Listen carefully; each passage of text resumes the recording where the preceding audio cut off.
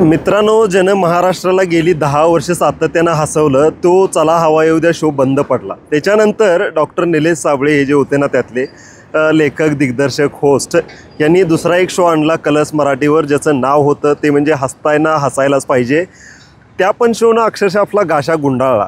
आता याचं नेमकं रिझन काय? आता भाऊ कदम यांनी जेव्हा तो शो सोडला किंवा ब्रेक घेतला तेव्हा एक रिझन विचारण्यात आलं त्यांना. एका इंटरव्ह्यूमध्ये त्यांना रिझन हे विचारण्यात आलं की काय रिझन आहे, म्हणजे का तुम्ही ब्रेक घ्यायला लागलाय किंवा का सोडा लागलाय. तेव्हा भाऊ कदम यांनी हे सांगितलं होतं की मला तोपणा जरा नको झाला आहे, मला थोडासा ब्रेक घ्यायचा आहे त्यासाठी.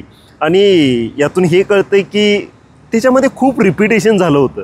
तो शो जर तुम्ही बघितला ना, प्रेक्षकांना 10 वर्ष त्यांनी हसवलं, पण जो शो एका मोठ्या टॉप उंचीवर जातो आहे तो कधी ना कधी खाली येणारच, हे तितकंसं हे कटू सत्य आहे.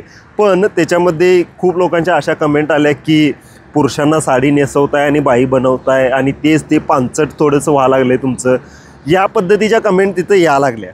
आता याच्या अपोजिट बघा हास्य जत्रामध्ये याच्यामध्ये थोडंसं नाविन्य का राहतं, कारण यातले लेखक हे वेगवेगळे आहेत. यातले लेखक जे आहेत ना ते वेगवेगळे आहेत आणि इव्हन कलाकारांची टीम पण हुरहुन्नरी आहे. त्यामुळं प्रेक्षकांना हास्य जत्रा हे आवडायला लागले कम्पेअर टू हे बाकीचं. त्यामुळं हास्य जत्रा अजूनही फेमस आहे, राहिली आहे आणि अजून पण लोक त्याला पसंती द्यायला लागलेत.